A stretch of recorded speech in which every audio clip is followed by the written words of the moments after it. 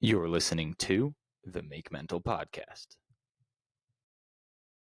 I want you to truly imagine right now losing a part of your body, losing a part of yourself, and then deciding that your response would be to compete at the highest level in the world.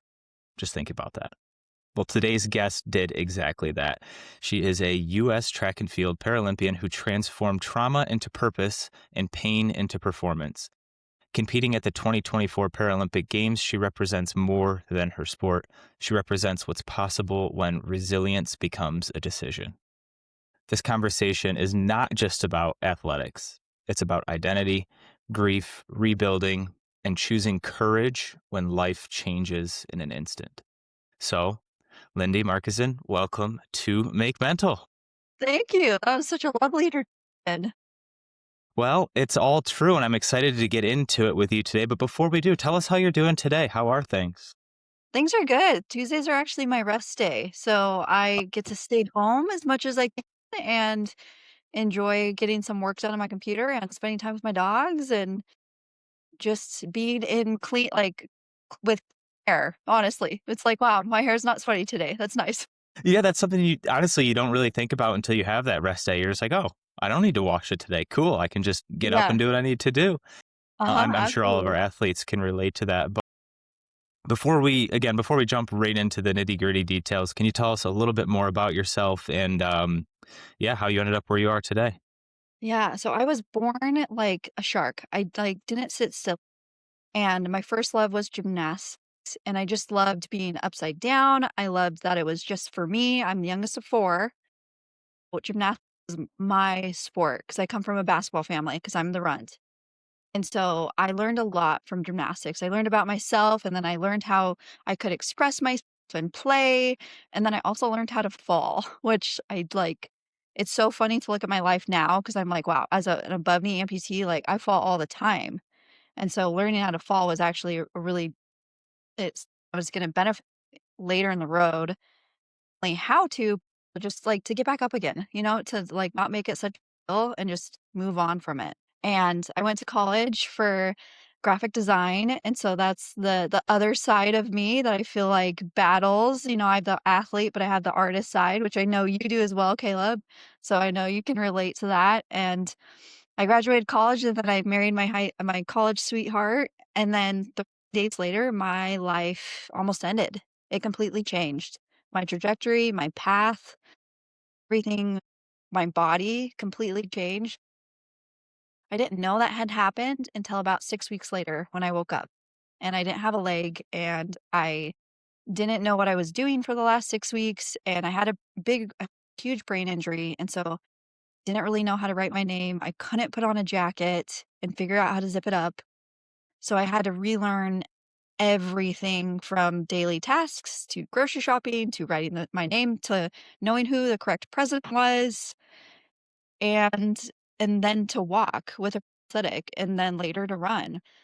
My husband and I, we had a interesting like brain injuries are really, really hard on any sort of relationships. And so we actually like were on divorce, and so that obviously didn't happen, and I just kind of put my life back together piece by piece, and then it was like, "Okay, what new life can I have now?"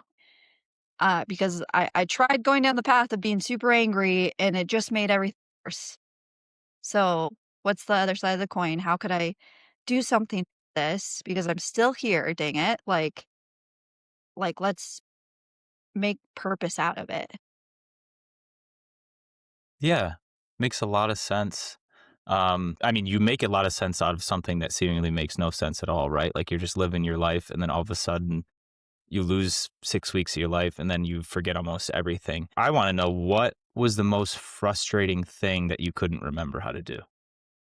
The most frustrating thing that I couldn't remember how to do was honestly, like, I just remember trying to put on a jacket and putting one arm in and having the jacket come around your back so you can get your other arm in, and I couldn't do that. I couldn't figure that out.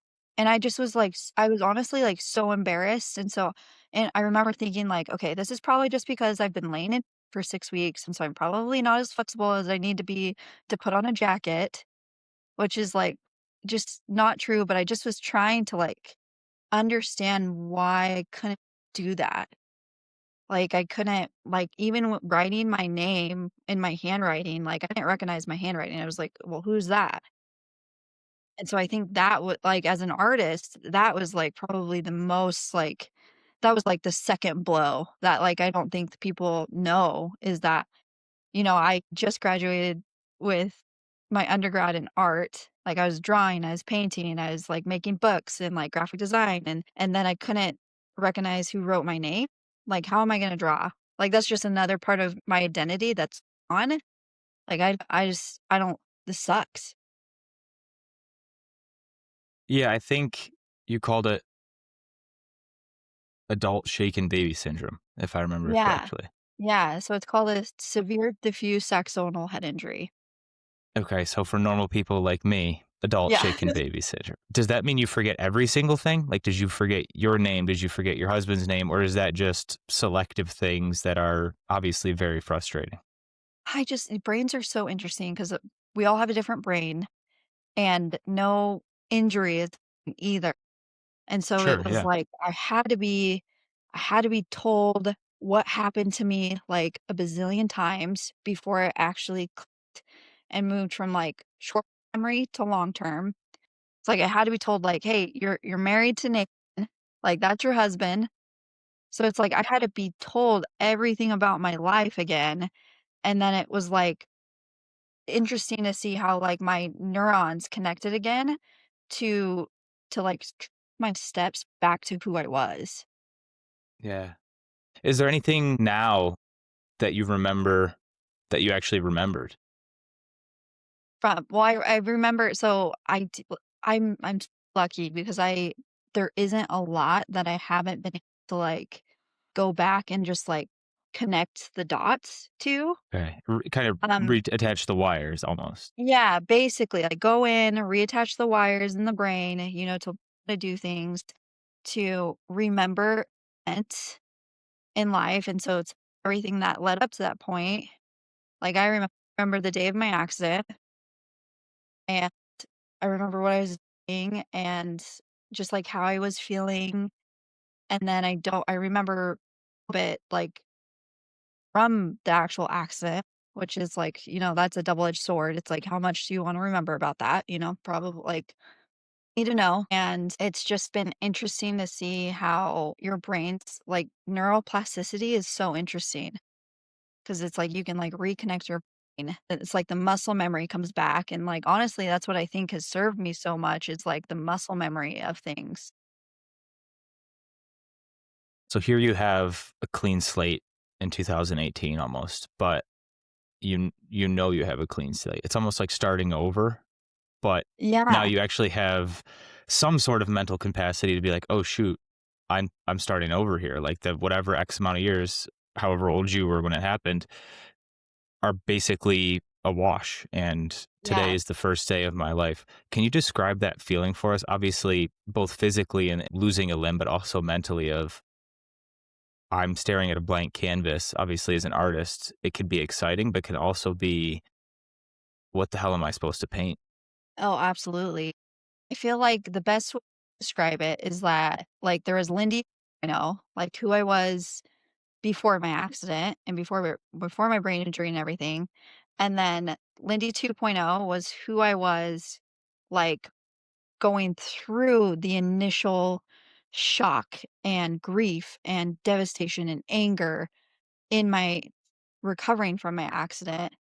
And then Lenny 2.0 is like who I decided to be after I let myself break, honestly.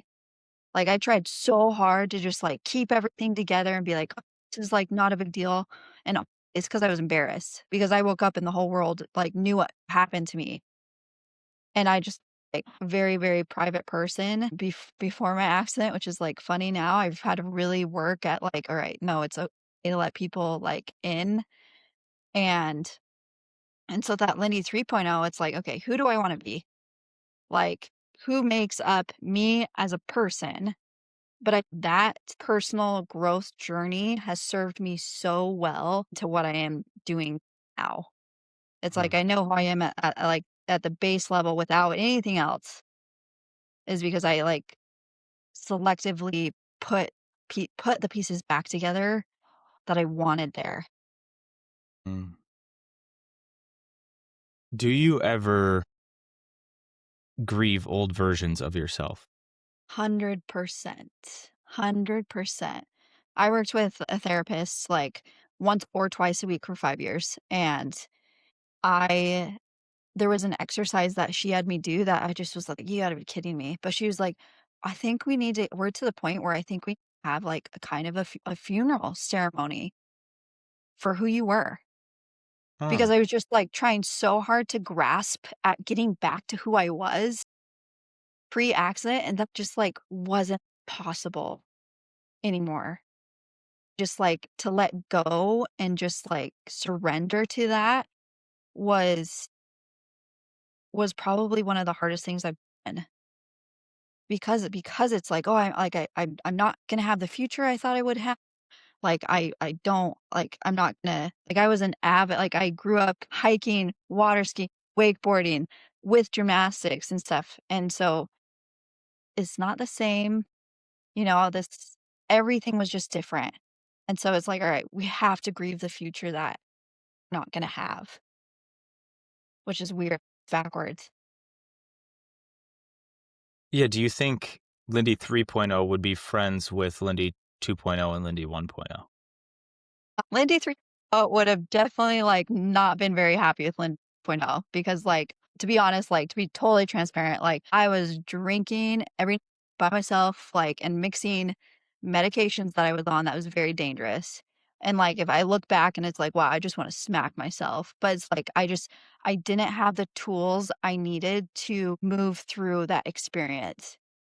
I got put on the antidepressants when I was in 8th grade, and I just really, really struggled, and how it presented while I was in high school is through an eating disorder, and so I just with communicating how I was feeling, like, I just was so closed off, and I was like, I don't wanna tell you how I'm feeling, I'll tell you what I think," and it just was like that angsty, like, teenager, I feel like, but I was 21, not a good mix, not a good mix at all, and it, like, took, like, hitting rock bottom to, like, birth Lindy 3.0, and Lindy 1.0, like, missed a lot of Lindy 1.0, and it's like I honestly going through the process, like, currently pulling pieces of myself from Lindy 1.0 that I miss, like, it wasn't as serious, like, I played more, like, I joked around a lot, and I feel like I'm that person with my husband, but letting, like, the rest of, like,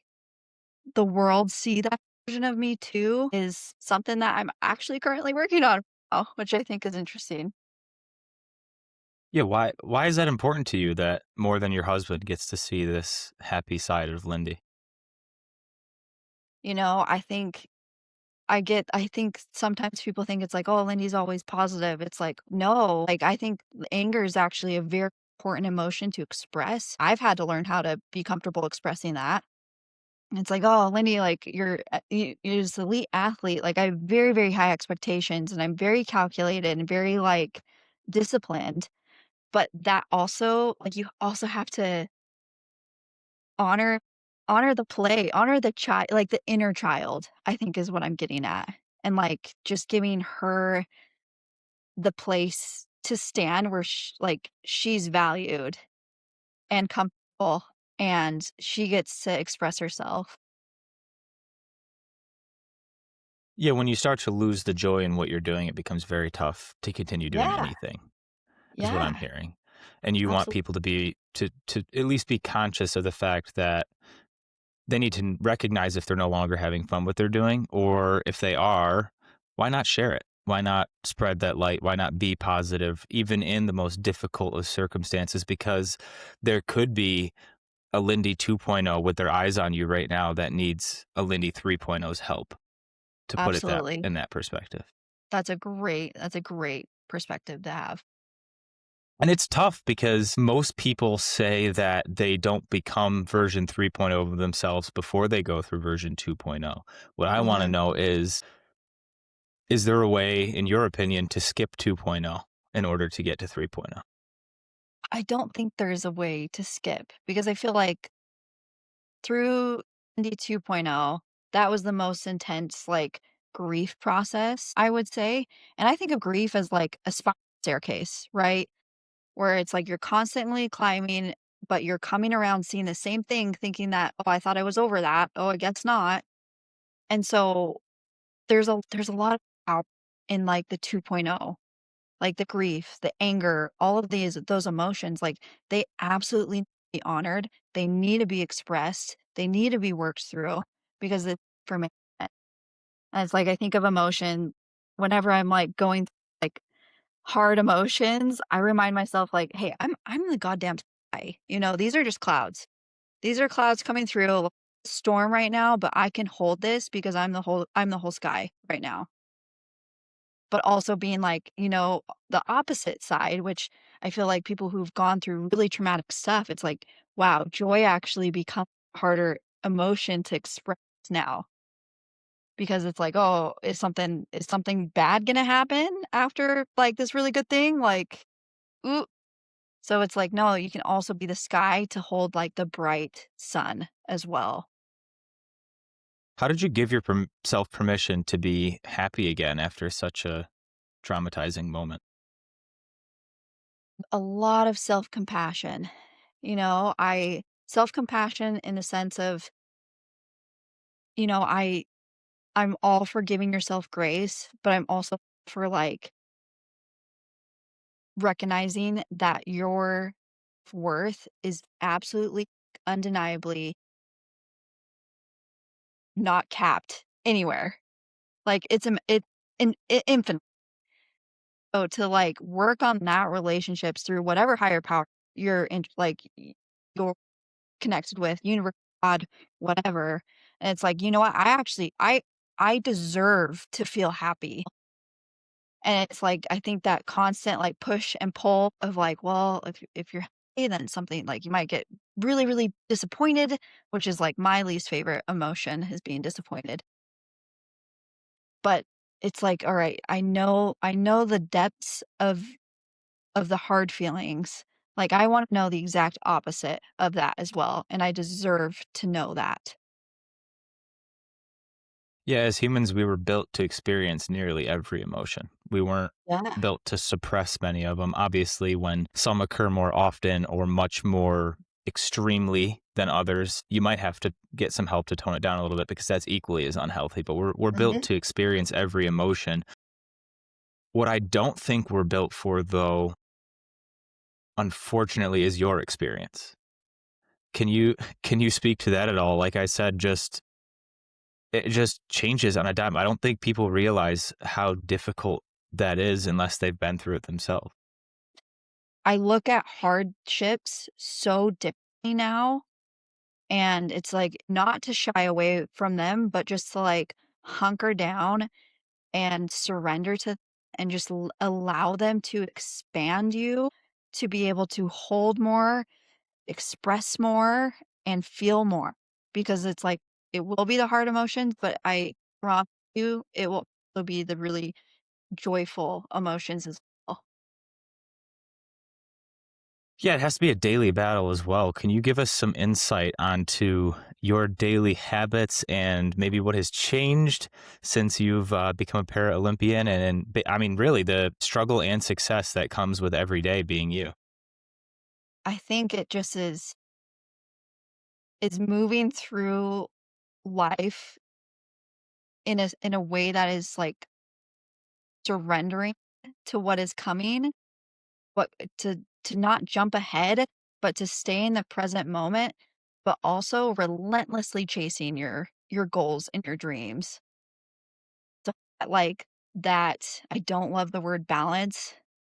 I just balance is like such an interesting thing for me because I don't think it like truly exists. And to be an elite athlete, you actually have to be like strategically imbalanced. I Mm. think so it's just, like, taking the season that you're in and, like, on your priorities, it's like, what's the priorities of this season? It's like, okay, it's this and this, like, is my daily tasks supporting that? Or where do I need to adjust? Where do I need to tinker? And then, a different season, it's like, all right, for example, like, track season's coming, like, about to be strategically imbalanced to have track as the number 1 period.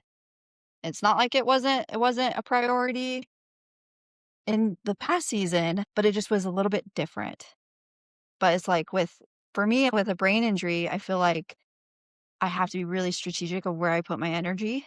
And so it's like instead of, having 10 tablespoons of energy, I only have like 7. And so being more selective of where that goes and how I'm putting energy into the things I'm spending my time on. But it's like strategic and balance, I think is like what I like to live by. I call it being comfortably uncomfortable. I've used that term a handful of times on a multitude of episodes, but I think this next question does make me comfortably uncomfortable, but I'm going to ask it anyway. Sitting here on this screen, right? No one would know that you're missing a leg. No one would know that you have a brain injury unless maybe that's what they study, right? Unless they're a brain Yeah. surgeon. How do you not let those two setbacks be your only identity? Having a brain injury and being an amputee, like those are just things to describe me, I feel like. There's so much beyond those 2 things, and it's like, I feel like I've always been really headstrong, not letting people define me by them. Like, it's like, "Oh, there's Lindy, the survivor," and I would correct them, I was like, "No, my name is Lindy, thank you, period." Hmm. And just not I just have never loved to be put in boxes, which is, like, a funny thing being, having the title of Paralympian. It's like, I am me, I am Lindy. And I think that has been so healthy to handle races that haven't gone well or teams haven't made or jobs I haven't gotten and, like, just so many things that I just haven't gotten or received. It's like, you know what? I'm still me at my core, and I just happen to be missing a leg, and I just happen to have a brain injury. Interesting. Yeah, I don't want to gloss over that. Tell me more about the need to not be categorized or put in a box. 'Cause I think it's a need that we all share. There's the quote, and I can't remember who said this, but, like, what you wanna be when you're is, like, the greatest limitation, or I'm paraphrasing. But I just have always identified that because 'cause I'm like, "Gosh, yeah, like, I don't want to have a title because then it, like, I feel like it doesn't allow me to be anything else." And so it's like, "Okay, like, I can be in a box, just don't put on because 'cause I'm not done yet. I'm not done yet." Yeah, I like that. Being in the box without the lid on gives a great visual. I think it gives direction and purpose, but also leaves room for possibility, for growth, Yeah. to jump from box to box, to hide under the lid when you need to, right? Because that's an Yeah. emotion we all experience as well. It's very funny to visualize, but I think it does a lot of good for a lot of people. What I Yeah. want to know is, when did you decide to blow the lid off the box and reintroduce sport back to your life? Like, when I finally was released from, the hospital and rehab, like, I was like, "Okay, I'm going back to the gym," because I wanted my life back, and that was definitely my life was, active, lifting weights, like, after gymnastics, I did bodybuilding right before my accident, and so I just was like, "I'm gonna pick up where I left off," and and then I realized I was like, "Oh my gosh, I can't, I don't know how to use a prosthetic." Like, this is a foreign object. I was like, "This is not my leg. This does not feel anything like the leg I had. I need some help." The therapist I was with, God bless him, but they were like, "Gosh, fucking, oh, you're alive. That's good enough." And I just was like, that's not good enough for me. So, I'm not done yet, and I just wasn't getting what I wanted from, like, the therapist I was working with, so I looked up Parasport Spokane because I had one occupational therapist that told me about it when I was in rehab. And she looked at my chart and she's like, "Okay, I see that you're an athlete. Like, I want to talk to you about it. Like, I've seen you run with a running blade." And I said, "Well, yeah." I was able to remember Oscar Pistorius out of everything. I was like, I didn't know who the president was, but like I could remember Oscar Pistorius running with 2 running blades. And so I told her that, and she's like, "Awesome, like, have you ever heard about the Paralympics?" And I said, "Pff, no," because marketing was like I mean, this was my accident was 8 years ago. So, the marketing has come a long way, but we have a long way to go still, I will say. But I know, and so she told me about it, and she was like, "It's alongside the Olympics, it's every 4 years, same venue, same everything, just 2 weeks after. Shout out Milan is coming next. Big shout out, winter woo woo, watch it." But she was like, I think you would really like it." And then she's like, you'd be" and at that time, I just was like, "You gotta be freaking kidding me." Like, all I can think about is the fact that I don't have a leg and I can't put my jacket on, and you're talking to me about competing? Bet. Like, no, that's not gonna happen. I'm a weightlifter. I'm a bodybuilder. I was like, "Yes, I wanna run," but, like, I just couldn't really wrap my brain around it, and I just but it did give me, like, because then I figured out that the Paralympics was in Paris 2024, and I was like, "Okay, I can get behind that. I can get behind Paris because, like, I've always wanted to go. It was a dream, like, location, and so getting back into moving, like, I would walk on the treadmill, and I wanna be able to walk through the Louvre and Mm, look at all the art that I've studied for years. Like, I wanna see with my own eyes, with my 2 like, with my new 2 feet, and that just was like that gradually transitioned into, like, okay, like, I actually want more. Like, I don't just want this, like, I want my life back as an athlete, and I'm okay with it being in a different chapter. yeah, again, beautifully put. It's tough. It has to be tough. I can't even pretend to imagine what it's like, and just hearing your story is kinda speechless, to be honest, but the only thing I can think of is I went to Paris the year after the Olympics, and some of the stuff was still set up, so I was, Yeah, like, super jealous that I wasn't there at the time, but I remember thinking how hard it must have been to even compete at the Olympics or the yeah, Paralympics when I was there, yeah. because when you're looking at the Seine River and you're like, "Oh my god, they had to swim in that? Like, that's long." Or like, "Oh my god, they had to run here or, like, do this." I'm like, "This is" you don't realize how large Paris is until you're there. Like, Yeah, it's huge. Like, when you say Paris, you think of the Louvre, the Eiffel Tower, the Arc de Triomphe, and then, like, Champs-Élysées, and that's it, right? Like, those are the yeah, touristy spots, but it is yep, huge. yeah, And I just kept going around thinking, like, as a kid, it was I think every athlete as a kid, it was their dream at one point to make the Olympics or pro sport, like, it's just is. But then I was there and I, like, got that itch again. I was like, "Oh my god." Like, I felt young again. yeah, And I hate to keep drawing comparisons between Lindy 3.0 and 1.0, but I think there's something there. mhm, Did this rejuvenated excitement help you reconnect with your younger self, do you think? 100%. You know, something that I grew up just loving was just moving and playing. Was really, like you know how there's different type of intelligences? And, like, I kinda struggled in school because, like, I got diagnosed with, that ADHD, like, in the hospital, and I was like, "Okay, that makes a lot of sense." But I was so, like, kinesthetically intelligent. Like, I wasn't the gymnast that couldn't, like, shoot a basketball, like, my dad wouldn't allow that. And so I just through running again and through building something, like, I just was like, I just couldn't get enough I still can't get enough of it. Like, I find so much joy in, like, the day-to-day grind of, like, going in and just getting, like, 0.0001 better. Like, I love that. And so it's like, all right, the bringing currently the more play state in to training and everything that goes into being an athlete, like, that has made it even more rich and just, like, a new level that I just am excited about. And this is, like I feel like this me noticing that I needed to have more play. It's like I just recently had surgery.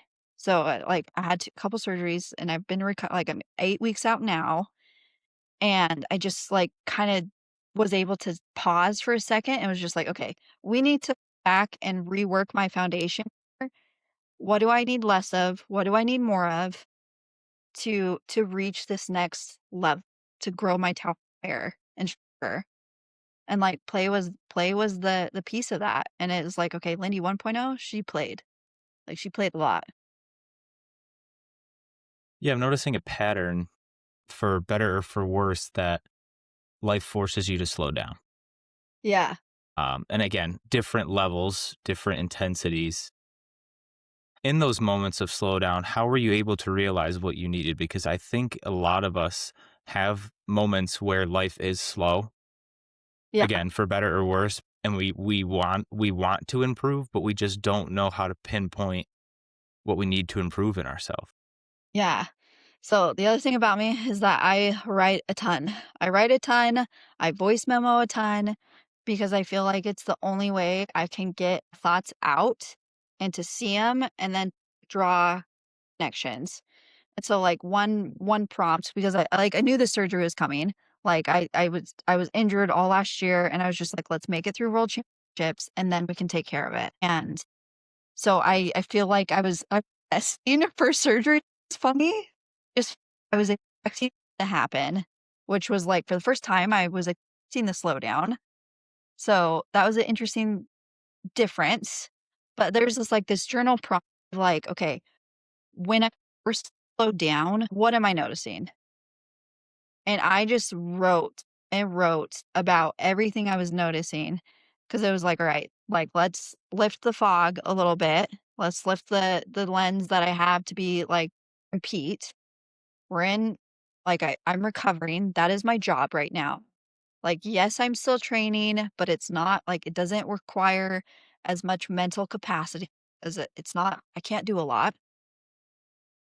So what am I noticing? It's like, okay, there's a lot of loose ends that haven't been tied up in my life, like, organizing my house, like, just regular people stuff, you know what I mean? Like, I need to go through my closet, I need to get rid of clothes, I need to, like, organize my bathroom, I need to organize computer desktop, like, well, what are my habits? Like, I need to simplify because I need more space. And so I journaled on that, and then I was, "Right, let's pick something," like, I got, 6 weeks at least for the next time. I need to simplify. It's like, "Alright, I'm in a wheelchair, so I need to adjust for that."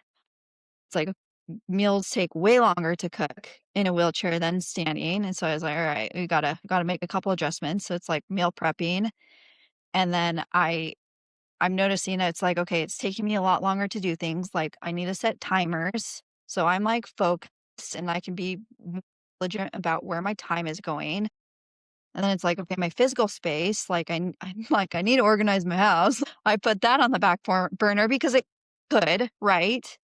Because it wasn't, like, a grade A problem, like, it was like, I can keep going about my life, like, this isn't causing anything. Like, and then on top of that, I was like, "Okay, I really wanna put in this Murphy bed in my guest bedroom."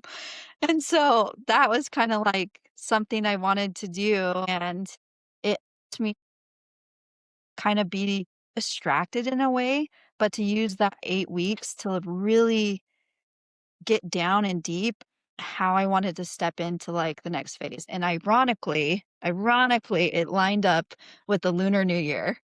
So, I was like, "Okay, I got a theme. We're going into the year of the horse. Let's everything with the snake," and it's like, I love a good so that would just it just felt like, I'm making this very intentional. Two things I noticed, correct me if I'm wrong, but you said one at the end. I was going to say very present and very intentional in the slow moments that you seem to make busy. Honestly, you didn't let them just sit slow. And then number two is they're not gigantic goals and like gargantuan tasks. Sorry for my Mm-mm. big words. I didn't even know I knew that word. It's like when you see people, and again, on social media, a lot of the time it's like you only see their positive side. You only see the organized, the 1% of their day every single day that is like perfect. Because we all have 1% of our day that's perfect, whether you think it or not. Like Yeah, the first sip of coffee could be your 1% perfect. yeah, Anyways, my journal's messy. It's fair to assume that yours has scribbles and random notes, and then 2 days later, you're like, "What the hell did I write that for? Like, what does that even mean?" But and your body just knows what it means. Like, I think in those moments, what I'm getting from what you just said is like, slow down, be ever present, and then just start with a small task, with a small goal. It doesn't even have to be a goal, with a small feeling. Today I felt sad, and just let it exist. Right? That's what you do in meditation. Meditation is often mistaken for trying to change emotions. It's really just supposed to be to accept the emotion, feel the emotion, and then continue forward either in or honestly out of the emotion. It's not supposed to be like, I'm coming in angry to leave happy. Like, yes, that happens because you've slowed down, because you've become Yeah. ever present. Journaling seems like it's your form of meditation. Yeah. Journaling and, like, breath work. Yeah. I will say it's like I can't meditation is very hard for me, but you mix, like, breath work in it, and then it, like, incorporates the rest of the body, and then it's like, "Okay, I can be successful at this." And, like you said it, like, it's taking the time to slow down and not and I feel like coming out of the last 8 weeks, like, post-surgery, I'm also like, "Okay, I actually need to schedule time for nothing." Mm. I need void time. Like, my brain just needs that, and that's fine. Like, there's nothing wrong with that. Were you ever scared of that? Were you ever scared of having void time? Oh, yeah, yeah, I feel like that is something definitely a this, like, Lindy 1.0 couldn't couldn't be caught dead just, like, sitting, doing nothing, and Lindy 2.0, like and I feel like I still am working on fully surrendering to doing nothing, but it's so healthy because I just was like, "You know what? I'm noticing, I'm more creative. I'm having, like, ideas just, like, pour out of me for all my job responsibilities and my social media, like and speaking engagements I'm doing, it just is has more room to, like, cook, is basically what I think of. Why do you think is people were scared of doing nothing? I think a lot of us aren't comfortable A, without stimulation, and then B, aren't comfortable with ourselves. And I think being comfortable with yourself and knowing yourself is honestly the biggest secret weapon. Because, like, if you know yourself, you'll be able to pick up on patterns, okay, my mental health is slipping. What do I need to do? Or like, hey, I want to be and what's happening aren't quite aligning. What adjustments do I need to make? And it's like, it's not an egotistical thing, but it's like the skier said this. It's a tinkering thing. It's like, let's get like you can change. You're not stuck. What is a mind if you can't change it? You know what I mean? Yeah, as someone who competes on the world stage at an elite level, you very clearly have demonstrated that you understand yourself, and you're continuing to do the work to understand the new versions of yourself. Did you ever feel pressure to compete for something bigger than yourself, or is this just kind of been a personal journey that happens to be shared with your country? I think it's me competing is so much bigger than myself. Yeah, I tell me think more. about I think all the doctors that saved my life, the nurses, the therapists, like my coaches, my community, my family, my friends. Like I have gotten to the point where I am today out all those people and like a country behind. Like there's something so special about competing for your country because, politics aside, you are presenting the best of us. It is the best of us. And so it's like, yes, there are so many problems with the world, right? But it's such an honor to set them aside and be like, "You know what? I'm representing the very best of America." And it's very, very special. There's nothing like it. So it's like when I'm competing, it's like I am competing for every version of myself that has come before the moment, but also everyone that's helped me get there. Yeah, wow. I mean, that's again, every little kid dreams of it, and I just Yeah. remember playing in the hallway. I'm the youngest of 3 boys, so I've always Well, had to nice. work very hard for Yeah. a spot on the team with them or always playing up. So I think when it came to my own age group, I was blessed, but it was always frustrating because 'cause they'd never let me win. But I hear you. I think back to that, right? Like, even when I play now at the local level or whatever, state level that I play at, I do think of them. Like, I chose one of my brother's numbers to be my Yeah. number when I play now. Like, one of my other brothers I still talk to about soccer all the time because he's also a coach. So it's just like, yeah, it is my experience, but it's fun to share it and remember it with those people who helped get you there. Yeah. Sometimes I do find myself guilty of feeling like I let them down, of feeling like, and again, totally different level. Like, I let down my brothers who have done a ton for me, but they didn't put me back together when I was completely broken, literally and mentally. Yeah. How do you not let yourself slip down that horrible rabbit hole of I lost, this was all for nothing, or I didn't hit my goal, I let down Dr. X, Y, and Z, my husband, my mom, whoever. How do you not let yourself get there? I don't let myself go there because it doesn't serve me and it doesn't serve anybody supporting me to like make like to feel like a piece of crap. Honestly, like that doesn't serve anybody. If I do move through like appointment and I missed like 4 teams before I like this was the first team I hit. Like I made. And so I had so many disappointments and it never like my my my village just is so special to me because they never thought made me think that, I wasn't good enough. It's like, "We'll dust you off, like, you'll get the next one." Like, "How can we support you?" Like, past teammates from gymnastics, when I didn't make teams, they're like, "Girl, I know you're disappointed in your performance. You know who I am."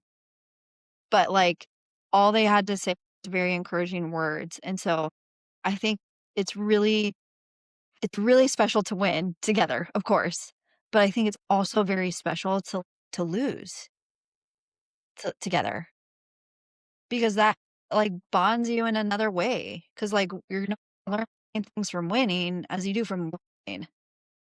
Like, you probably more from losing, to be honest, and it's never about the end game anyway. It's everything you did to get there, that whole process that leads you to. So it's just like the little cherry on top. Yeah, the victory is already in the process, not just the Mhm. trophy at the end. Yes, the trophy's validating. Yes, it's nice. Yes, it's fun to pop a champagne bottle and have people scream for you and really celebrate yourself. But if you can celebrate yourself before you get there, I'd argue you've already won. Yeah. And it's hard. And Yeah. I'm not going to sit here and pretend like it's not hard and like I'm some perfection who does it every single day. Cause honestly, I probably beat myself up more than I celebrate myself in that respect. But Same. I've recently been trying to purposefully really understand my role within a team, within a relationship, within every single part of my life. And I think when you can do that, it frees you up from a lot of the punches you throw at yourself because it's like, no, I'm not supposed to be the star on this team. I'm a role player. Or with this platform, yeah, I am the main person right now. Let's assume that role and let's run with it. Okay? Mhm. Don't let it get to your head. Don't let it turn so tiny that you can't keep making an impact, right? And I think Yeah. when you become that self-aware, I mean, you either create a podcast or you go to the Paralympics. You Yeah. can figure out who's you can figure out who's done it better. 100%. To kind of move on to another point we didn't touch on very much, but I don't want to let it slip through the cracks. Was you mentioned you struggled with an eating disorder earlier in your life. To experience a tragedy on top of having that, I'd imagine it could be easy to slip back into old, very bad habits. Was Yes. that something you battled in your recovery, or was that something you worked through prior to the injury? I can't believe I'm saying this, but right out of the hospital, I weighed 97 pounds. And I remember having a thought of like, okay, if I'm finally as skinny as I want to be. And just like, I think about that now and I just want to give myself a big hug because I do think that being an athlete, you learn that, okay, this is fuel. This is a tool. This is like, it doesn't matter what my body looks like.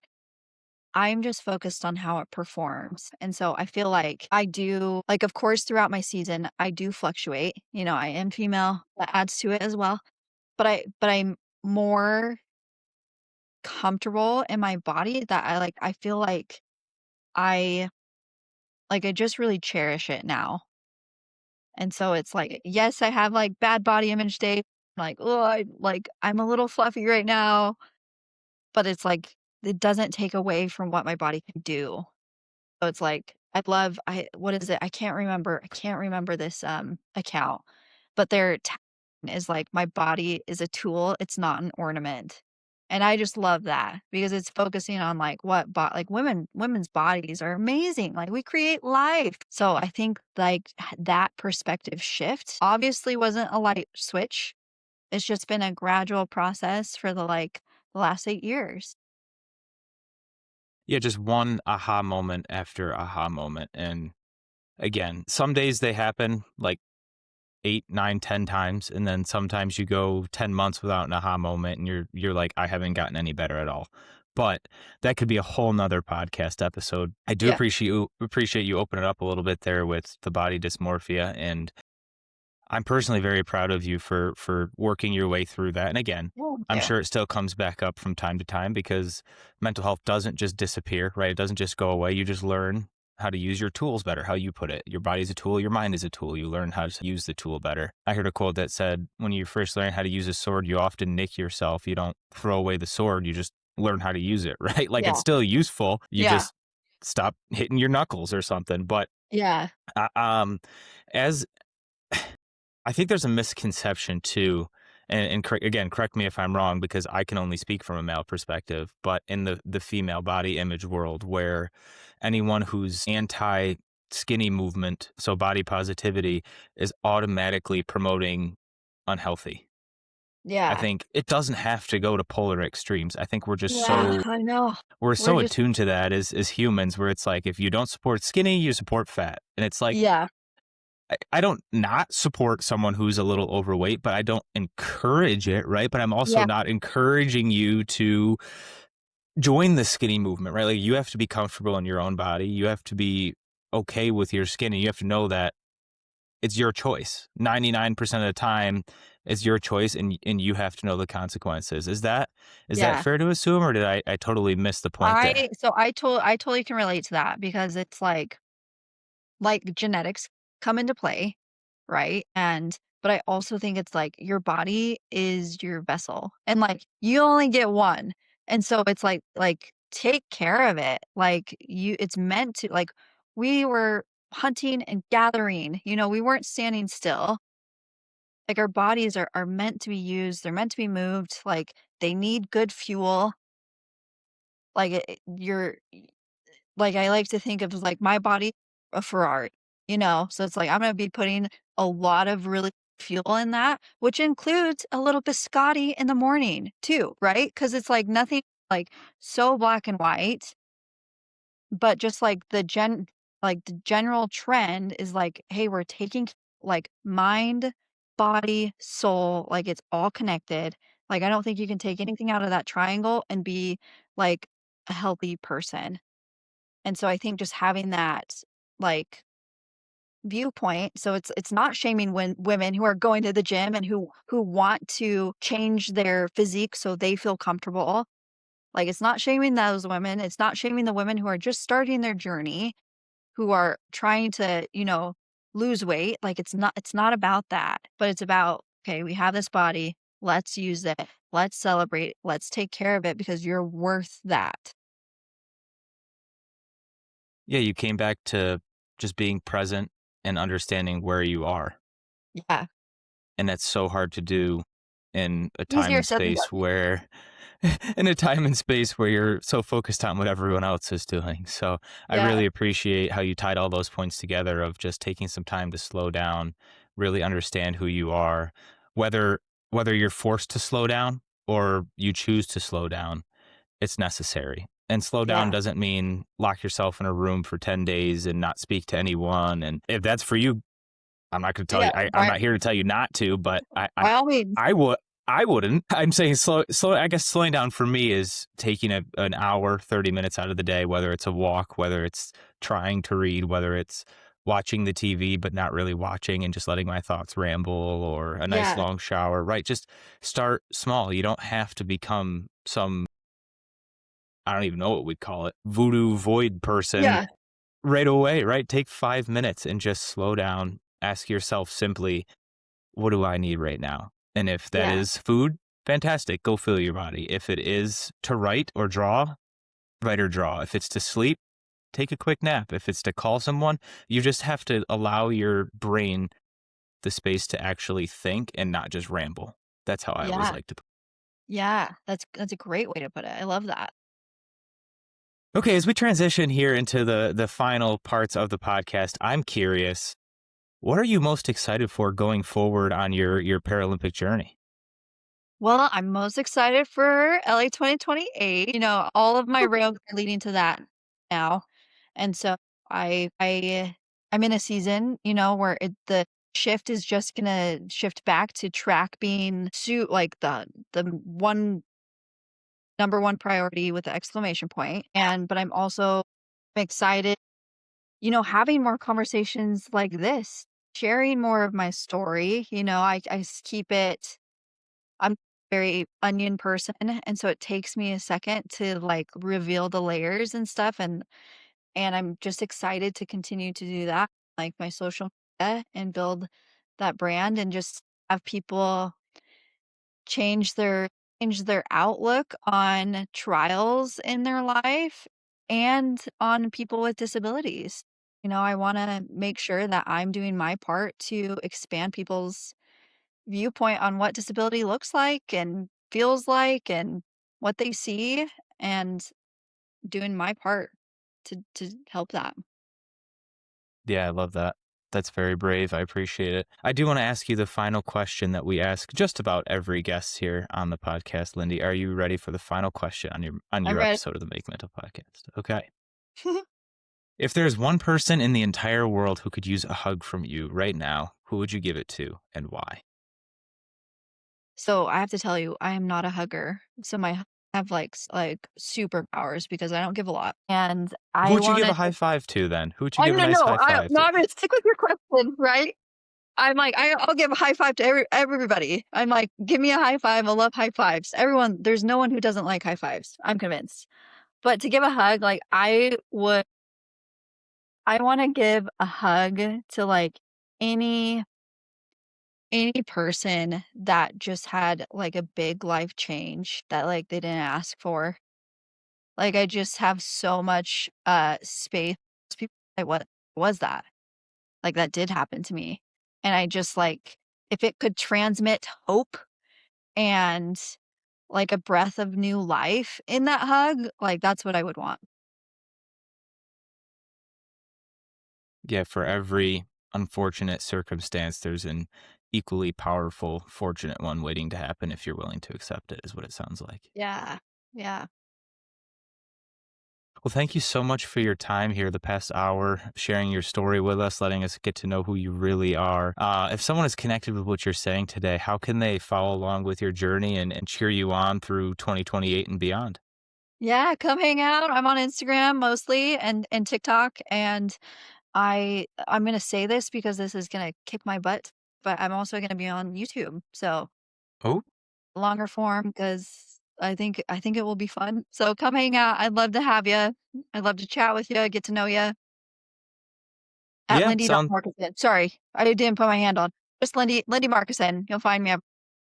no, totally fine. I was going to say we'll put that all down in the show notes below. So if you're trying to find her, figure out where she exists on the digital world, that'll be easily accessible down below. And you can follow along, send her a message, comment, let her know you came from the Make Mental podcast so she can draw the parallel. And hopefully there's a connection there. But again, we really appreciate your time and we're looking forward to cheering you on as your chapters continue to unfold. Thanks so much.